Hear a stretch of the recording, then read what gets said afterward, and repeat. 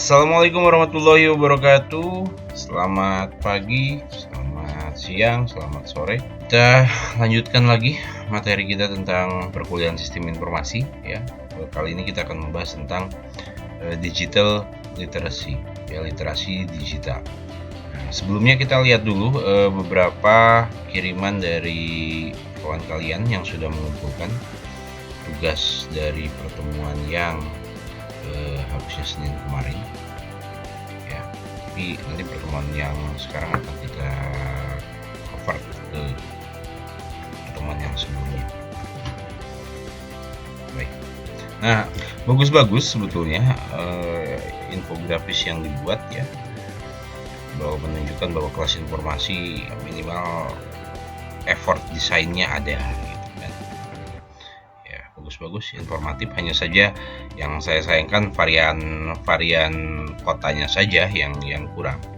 Hanya berputar di situ-situ saja, Bandung, Jogja, Jambi. Ya, walau ada juga satu dua yang berbeda gitu kan.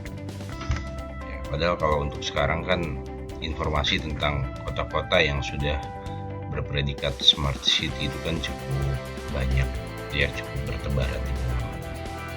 Tapi it's okay, kita coba perbaiki di tugas berikutnya.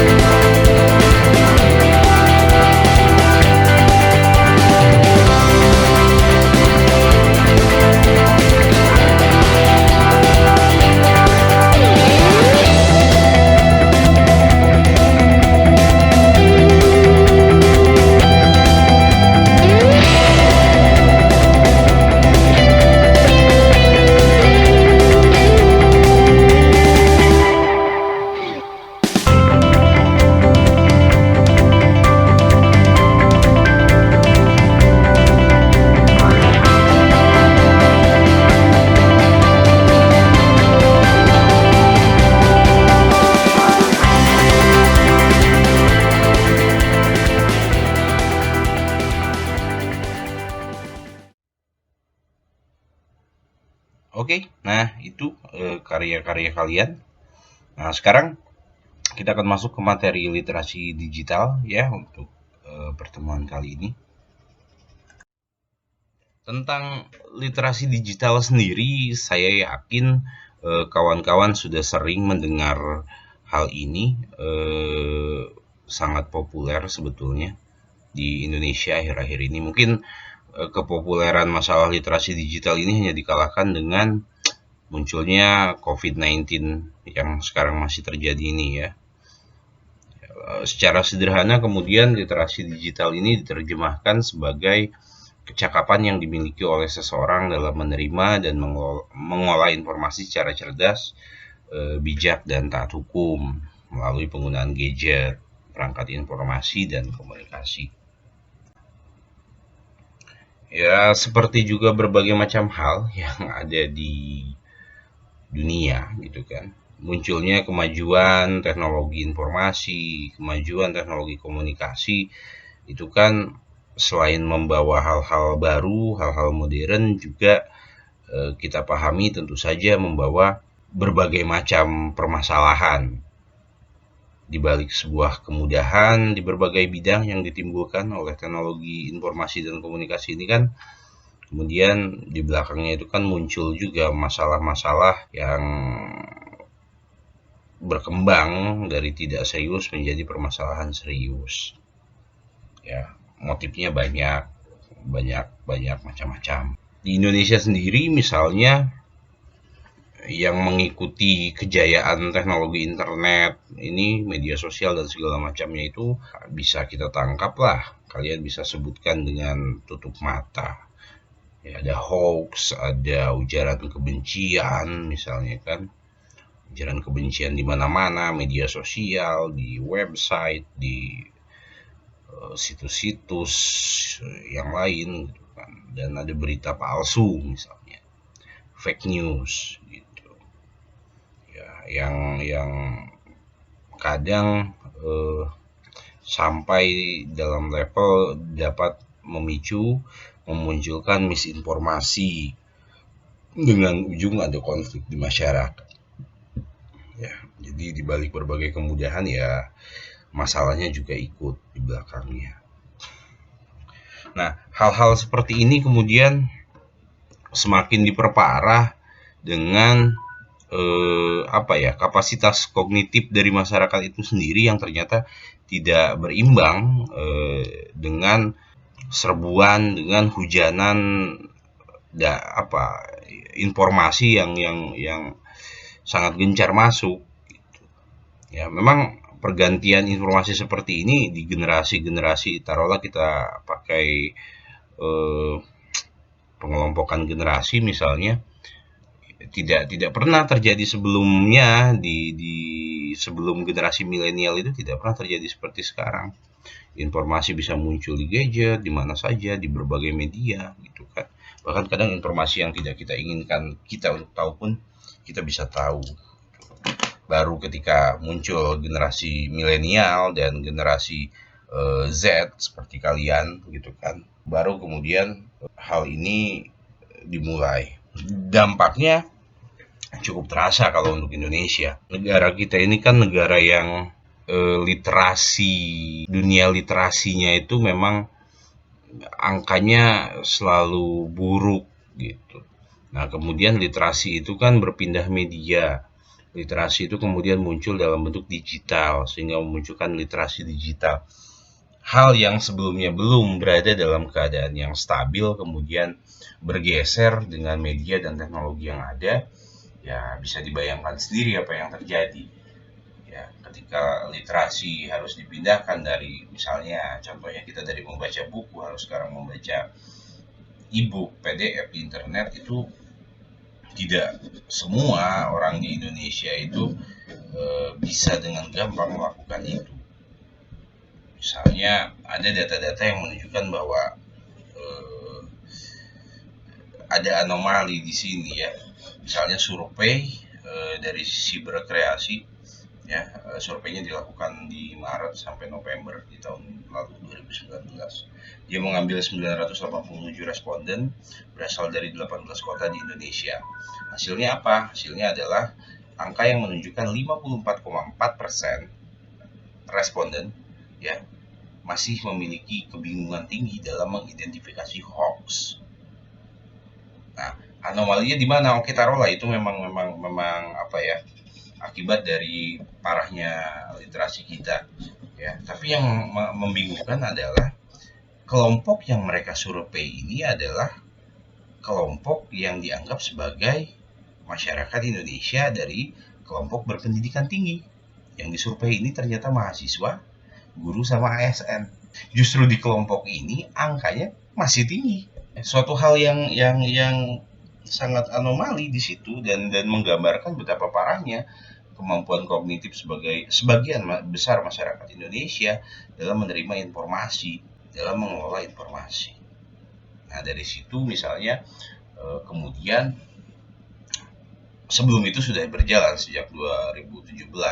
Ya, kalau dulu indikatornya selain survei-survei itu kan salah satunya adalah betapa lambatnya penggunaan e-government ya, bagaimana kendalanya banyak berbenturan dengan masalah sumber daya manusia, bagaimana kendala smart city itu misalnya di beberapa kasus taruhlah dari 100 usaha kota yang untuk dijadikan smart city di pertemuan kita yang sebelumnya itu kan ternyata yang bermunculan dari apa yang kalian research misalnya untuk memunculkan tugas yang kemarin itu ya ternyata tetap masalah sumber daya manusia itu tidak bisa dikesampingkan. Itu indikator sebelumnya ya di yang terbaru misalnya yang saya baca 2019 itu ya ternyata mahasiswa, guru, aparatur sipil negara.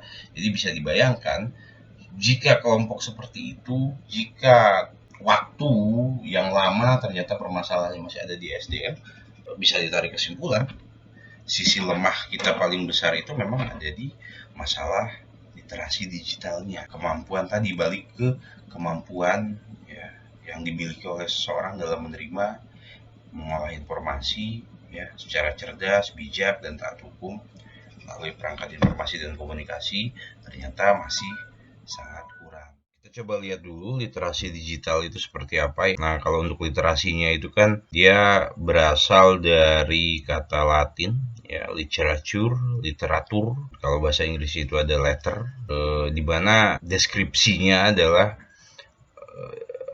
dasar sebagai dasar dari pengetahuan manusia yang terus berkembang. Atau bisa juga kalau diartikan, kalau diambil ditarik dari kata Latin yang lain yaitu literatus, mempunyai arti orang yang sedang belajar. Secara garis besar ya istilah umumnya adalah merujuk pada kemampuan dan keterampilan seseorang dalam membaca, menulis, berbicara, menghitung, dan problem solving, memecahkan masalah sehari-hari. Definisi lainnya juga ada yang berasal dari Education Development Center, misalnya literasi itu dijabarkan sebagai kemampuan individu untuk menggunakan potensi yang ia miliki. Jadi tidak terbatas hanya baca tulis saja. Nah, yang terbaru itu ada UNESCO juga. Nah, ini tentang literasi. UNESCO menerjemahkan itu sebagai seperangkat keterampilan yang nyata, ya, khususnya keterampilan kognitif seseorang dalam membaca, menulis, dan dipengaruhi oleh kompetensi di bidang akademik, konteks nasional, institusi, nilai-nilai budaya, dan pengalaman. Nah, sedangkan untuk digital, ya, berasal dari kata digitus, bahasa Yunani yang berarti jari jemari, pengembaraan kemajuan teknologi komputer dan informatika yang sangat di era sekarang ini sangat keyboard keypad oriented, semuanya itu harus serba klik, ya, tekan tombol saja. Nah, dengan literasi digital hal tadi dibawa ke dunia digital, ya, yang secara umum memang diartikan sebagai kemampuan seseorang untuk menggunakan media digital, alat komunikasi, ya, secara sehat, bijak, cerdas. Medianya yang berubah. Terlihat sederhana tapi pada prakteknya untuk level negara sendiri seperti Indonesia, hal ini masih menyisakan berbagai macam masalah. Ya, terbukti dengan bagaimana sosialisasi terhadap literasi digital ini sangat gencar dilakukan oleh pemerintah, termasuk dalam hal ini Kominfo. Nah, oke, kita akan coba lihat dari sudut pandang beberapa ahli. Yang pertama adalah Paul Gister dalam bukunya Digital Literasi di 1997, di mana kemudian apa yang kita alami sekarang di tahun itu sedang marak dialami oleh masyarakat Amerika. Beliau ini kemudian memunculkan definisi tentang literasi digital. Dalam bukunya ini dia bilang bahwa literasi digital itu adalah kemampuan untuk memahami dan menggunakan informasi yang diakses dengan piranti komputer. Informasi tersebut bisa muncul dalam berbagai bentuk dan berasal dari sumber yang sangat luas. Nah, piranti komputer itu garis bawahi karena memang saat itu waktu, ya, zamannya ya memang sedang gadget yang tersedia dan untuk terkoneksi dengan internet di sana itu ya memang baru komputer. Selanjutnya yang kedua ada dari Douglas A.J. Belshaw, ya. Nah, untuk tesis dan YouTube-nya tentang digital literasi itu sudah saya sertakan di link Google Classroom kita, ya. Tesis beliau ini berjudul di tahun 2011, ya, berjudul What is Digital Literacy? A Pragmatic Investigation. Nah, singkatnya dalam tesisnya Belshaw bilang bahwa literasi digital itu adalah kemampuan seseorang dalam menggunakan serta memahami pemanfaatan teknologi informasi dan komunikasi, ya, misalnya dalam mendukung dunia pendidikan dan ekonomi. Nah, dua definisi ini kemudian banyak dijadikan sebagai sumber untuk menjelaskan fenomena yang terjadi hingga sekarang, ya, terkait bagaimana ternyata menyikapi teknologi informasi internet itu harus melalui satu cara tersendiri, unik, ya, cara tersendiri, mekanisme tersendiri yang kemudian dikenal sebagai literasi digital di Indonesia atau digital literasi secara global. Nah, untuk yang Belshaw kalian bisa tonton, ya, nanti ada tugas terkait dengan bagaimana beliau menjelaskan indikator-indikator.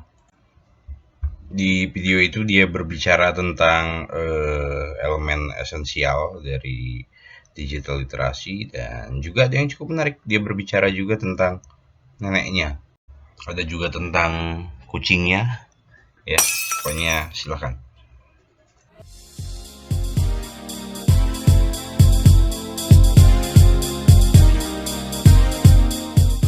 Selanjutnya adalah bagaimana misalnya keterkaitan antara pemerintahan dan literasi digital. Nah, isu tentang literasi digital ini adalah diskursus yang menyangkut ketahanan nasional dan daya tahan suatu bangsa. Asumsi ini memang tidak berlebihan karena seperti yang kita lihat ya, berbagai macam hal yang memunculkan dampak negatif ya, atau ya yang disebabkan oleh aktivitas-aktivitas negatif pula di ranah cyber itu ternyata kan memang sudah terbukti ya, di beberapa kasus memang menunjukkan bahwa hal itu sangat merusak bangunan kerukunan masyarakat yang ada di Indonesia gitu kan. Di beberapa kasus pula mempunyai kecenderungan menghambat arah gerak demokrasi kita. Ujaran berita bohong, hoax itu kan berdampak kepada menyumbat membatasi pengetahuan masyarakat untuk lebih bisa berkembang. Nah, hal ini apabila tidak di-handle dengan tepat, maka bisa saja memunculkan dampak domino terhadap kehidupan, sisi-sisi kehidupan masyarakat yang lainnya. Sebetulnya di level masyarakat sipil sudah banyak penggerak yang misalnya mencoba melakukan edukasi sendiri-sendiri, hanya saja sifatnya itu masih parsial. Nah, disinilah letak di mana pemerintah harus bisa masuk ke ranah isu yang satu ini. Pelaksanaan literasi digital selama ini kan memang hanya dijalankan oleh sekelompok kecil masyarakat yang peduli. Nah, itu yang kita kenal sebagai masyarakat sipil atau civil society. Bentuknya bermacam-macam, ada NGO, LSM, International Non-Government Organization gitu kan, dan organisasi-organisasi yang bergerak di luar pemerintahan. Walaupun tidak bisa dilepaskan karena pemerintah sendiri kan mempunyai tekanan-tekanan sendiri ya, baik pusat, daerah maupun sampai ke tingkat kabupaten untuk melaksanakan e-government. Nah, ada kepentingan pemerintah juga di situ ya, untuk melaksanakan produk-produk e-government supaya bisa berjalan, misalnya smart city dan lain-lain. Yang kemudian harus dipahami adalah keterkaitannya ada beberapa hal. Yang pertama itu adalah pemerintah dalam hal ini terkait dengan digital literasi adalah aktor kunci ya, agar konsep ini bisa berjalan gitu kan, karena bagaimanapun literasi digital ini kan sebetulnya adalah, jika kita sederhanakan, adalah isu di bidang pendidikan. Makanya penguatan literasi digital itu kan harusnya dimunculkan dalam bentuk dimasukkannya program literasi digital sebagai kurikulum pendidikan. Nah, di era sekarang misalnya kalau kita melihat pemerintahan yang sekarang, Kemendikbud di bawah Nadiem Makarim nampaknya sudah akan melakukan itu. Fokusnya pun juga harus jelas. Nah, ketika kita membicarakan pendidikan terkait dengan tanggung jawab pemerintah terhadap digital literasi, memang ini memang diarahkan kepada secara kurikulum ya, diarahkan kepada pendidikan dasar dan menengah lah, dari SD sampai SMA. Ya, memang sejak dini sudah masanya di mana masyarakat memang harus dibekali oleh kemampuan untuk berpikir kritis ya, sehingga ada metode saring yang ditanamkan ya, ketika, dan hal ini akan berguna ketika mereka menerima informasi baru yang sangat banyak lewat internet. Nah, dimasukkannya literasi digital sebagai kurikulum mungkin bentuk di ranah paling bawahnya ya adalah wujud pendidikan ya, wujud pendidikan, misalnya mata pelajaran mungkin seperti itu, buah mata pelajaran yang khusus mempelajari tentang digitalisasi, pengetahuan dasar tentang bagaimana menggunakan teknologi, memaksimalkan teknologi informasi, menyaring, mengolah, memfilter informasi yang muncul. Nah, hal ini kemudian bisa dipadukan juga dengan pendidikan karakter yang sudah berjalan sebelumnya. Nah, faktor kedua, bagaimana literasi digital ini harus berhubungan dengan pemerintah. Karena yang mampu melakukan kerja lintas sektor dalam yang bisa memberikan dampak masif besar itu ya memang pemerintah. Dalam pemerintahan sendiri memang ini pun juga tidak hanya ranah satu misalnya satu kementerian, misalnya hanya Kemendikbud misalnya seperti itu, tapi harus mencakup juga program bela negara misalnya kan. Ini juga Kemenhan bisa turut ambil bagian dalam ranah bela negara kan. Literasi digital ini kan bisa menjadi bagian dari mekanisme cegah tangkal terhadap ancaman, gangguan, hambatan, tantangan atau yang disingkat AGHT. Ini bisa berkembang juga bahkan strategi kontraterorisme dan radikalisme yang digalakkan oleh misal Polri dan BNPT harus dikaji secara khusus karena mereka juga membutuhkan itu ya. Literasi digital itu bisa dipakai sebagai substrategi atau bidang kajian khusus yang bisa digunakan untuk penangkal terorisme dan radikalisme. Yang mana hal ini juga adalah masalah di Indonesia. Nah, literasi digital juga akan sangat terkait dengan program pemerintah yang mana bawaan dari e-government itu kan sebetulnya nanti akan memunculkan yang namanya single big data ya, sebuah basis data nasional gitu kan, yang dan ini adalah kebutuhan yang akan memunculkan kebutuhan akan basis data nasional ya, dan ini operasional nantinya itu akan dibutuhkan literasi digital yang sudah bagus mumpuni di masyarakat, tidak akan kesulitan untuk proses akses terhadap single big data itu. Nah, basis data ini kan nantinya akan menyajikan informasi tentang tingkat inklusi digital masyarakat ya, dengan basis wilayah, provinsi, kabupaten gitu kan, hingga ke desa-desa. Nah, jadi untuk menyongsong itu alangkah bijaknya, dan memang adalah yang paling mampu di negara ini ya pemerintah untuk melakukan itu, edukasi terhadap masyarakatnya secara masif. Selanjutnya ada penegakan hukum, law enforcement. Ya, program literasi digital ini harus didampingi oleh proses penegakan hukum yang kuat. Dan untuk masalah ini memang yang dibutuhkan adalah pemerintah. Nah, pemerintah merupakan program literasi digital harus didampingi oleh proses penegakan hukum yang kuat oleh pemerintah. Nah, hal ini penting agar tidak terjadi kebocoran manfaat dari program yang dijalankan. Terbayang akan sangat sulit jika kita mau memulai program literasi digital yang kuat bila misalnya oknum pelaku kejahatan cyber gitu kan tidak dapat ditindak secara tegas melalui hukum yang ada gitu loh.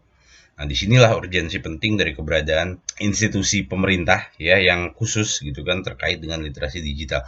Sebetulnya sudah ada ya, sudah berjalan, misalnya Kemenkominfo, terus Badan Cyber dan Sandi Negara, Polri juga sudah melakukan hal ini ya. Ada monitoring, ada mitigasinya, penindakannya seperti apa. Bahkan kita punya undang-undangnya sendiri terkait beberapa hal yang terkait dengan digitalisasi, UU ITE misalnya. Selanjutnya ada penguatan Pancasila. Nah, pemerintah sendiri kan ada beberapa masalah yang dihadapi ya, krisis yang terkait dengan misalnya di era sekarang nilai-nilai Pancasila itu kan tereduksi ya, banyak generasi terputus misalnya dengan falsafah bernegara kita gitu kan, sehingga literasi digital ini sebetulnya bisa menjadi salah satu cara untuk melakukan satu pembangunan pemahaman yang baru gitu terkait dengan Pancasila, bukan isinya yang baru namun cara penyampaiannya, sehingga bisa lebih tersosialisasi dengan baik kepada generasi-generasi baru yang tadi punya masalah dengan keterputusan pemahaman tentang Pancasila. Apapun itu, dia membutuhkan penguatan pemahaman dan penghayatan akan nilai-nilai Pancasila yang secara kontinu dikenalkan terus ya di berbagai jenjang pendidikan, formal maupun non formal ya. Memang sih bersifat filosofis, namun ini menjadi fundamental ketika permasalahan bangsa kita itu banyak yang terkait dengan apa yang sering disebut orang sebagai pudarnya nilai-nilai Pancasila di tengah masyarakat. Literasi digital dengan berbagai alasan ini ya jadi satu solusi, bisa dipandang sebagai salah satu solusi. Nah, yang terakhir yang Marak keterkaitan pemerintah dengan literasi digital ini ada dalam bidang ekonomi sebetulnya. Ya, seperti yang kita sudah bahas di awal-awal perkuliahan bahwa memang dunia usaha itu adalah eh, dunia yang sudah lebih dulu memahami tentang digitalisasi, sudah mengembrace, merangkul segala hal yang berbau digital karena memang terbukti bisa memberikan profit.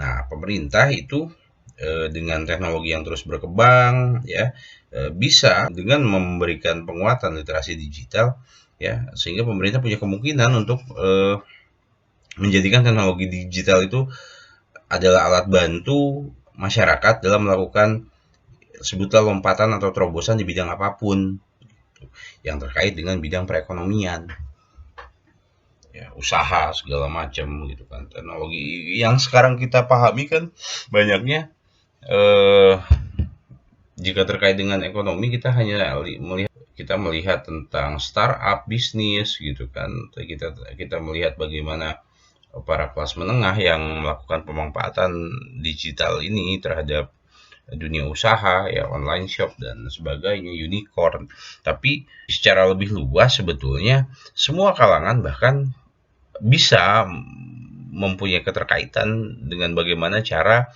semua kalangan di masyarakat Indonesia ya bisa mempunyai keterkaitan dengan bagaimana cara memanfaatkan teknologi digital ini untuk kepentingan ekonomi dan ketika seluruh dunia melakukan hal yang sama tidak bisa tidak jika kita mempersenjatai masyarakat kita dengan senjata yang mampu dipakai untuk bersaing ya dan salah satu kuncinya adalah dengan melakukan literasi digital. Nah, di situ letak bagaimana pemerintah punya keterkaitan dalam hal ini bidang ekonomi dan literasi digital agar bisa terhubung dengan masyarakat.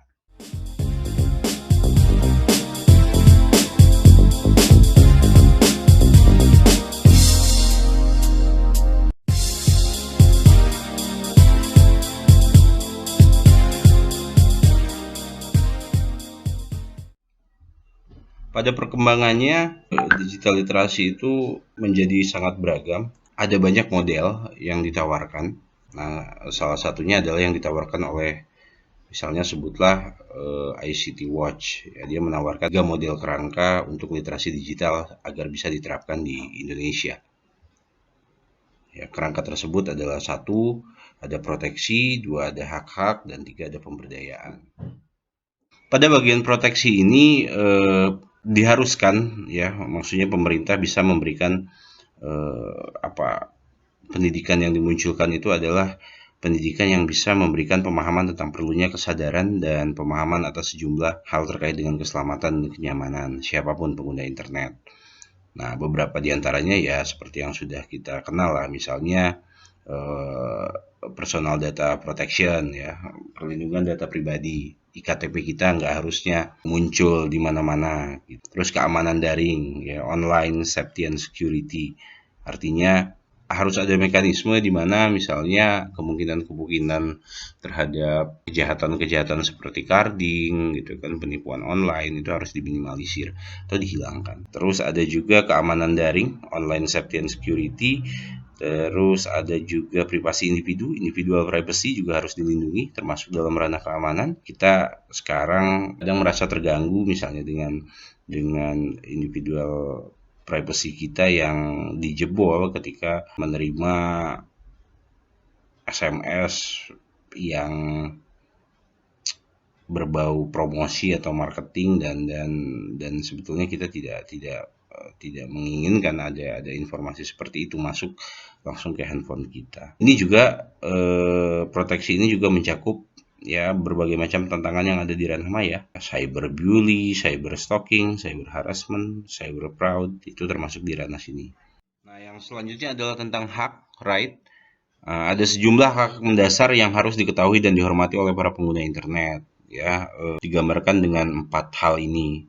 Misalnya ya terkait dengan kebebasan berekspresi, freedom of expression ya, itu harus dilindungi. Kemudian ada intellectual property right ya, hak kekayaan intelektual, hak cipta ya, itu masuknya ke situ.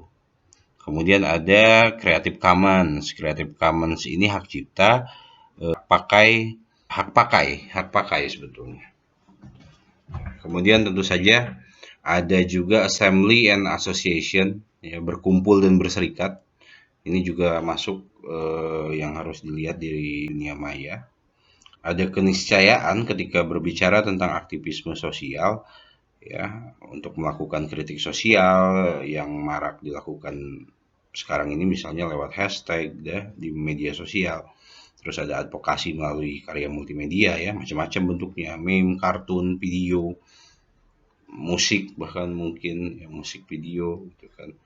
Hingga yang terbaru adalah mendorong perubahan dengan petisi online. Nah, memang untuk kebebasan berekspresi itu kan ya, isinya adalah hak untuk bisa mengekspresikan ide dan opini secara bebas melalui tulisan, ya, maupun bentuk komunikasi bentuk lain.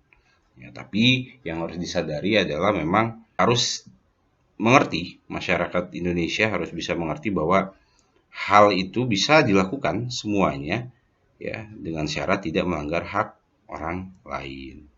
Contohnya banyak, seperti yang kalian sering lakukan, ya, IG story misalnya kan, nulis status Facebook, Twitter, WhatsApp, ya, pakai meme, ya, bikin infografis gitu kan, citizen journalism. Nah, itu juga termasuk ke sini.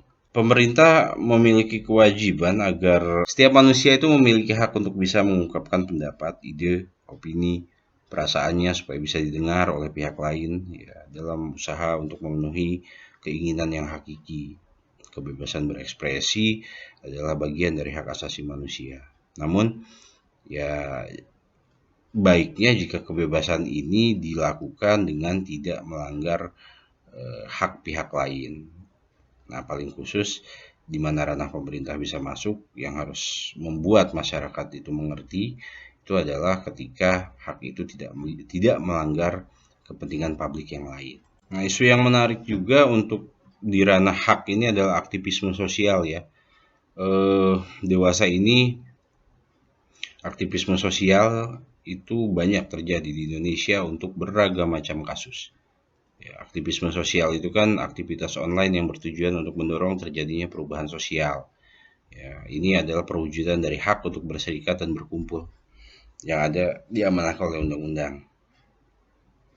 Di era COVID, kalian akan sering menemukan bagaimana banyak warganet gitu kan yang melakukan inisiasi seperti pengiriman bantuan masker, APD, bahkan uang gitu kan, bantuan untuk mereka yang terdampak oleh virus corona ini, bukan cuma terdampak secara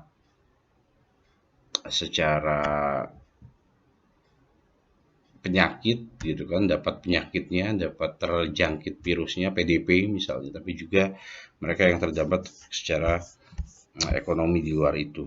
Ya, karena tidak semua orang itu bisa untuk melakukan WFH dengan tetap stabil penghasilan yang mereka bisa dapatkan. Ada beberapa dari masyarakat kita gitu kan, mungkin harus keluar rumah ya untuk bisa mendapatkan uang untuk bisa bertahan hidup. Dan itu di era sekarang sangat masa-masa sekarang ini sangat sering bisa ditemukan di mana-mana. Nah, itu mungkin masuknya di crowdfunding, ya, untuk penggalangan dana dan segala macam. Tapi advokasi juga tetap, kalau kita lihat bentuk-bentuk ini akan sudah muncul di civil society kita, ya, NGO, LSM gitu kan, yang isinya ajakan terhadap warganet untuk bersama-sama untuk membela suatu kasus, ya. Kemudian yang terakhir ada petisi online, itu sering juga muncul. Nah, bagaimanapun semua itu kan memang aktivitas-aktivitas sosial yang terkait dengan berserikat dan berkumpul. Dan untuk warga Indonesia, berserikat dan berkumpul itu adalah hak manusia yang dilindungi oleh undang-undang negara. Memastikan itu untuk tidak terhambat di ranah dunia maya itu merupakan kewajiban dari pemerintah.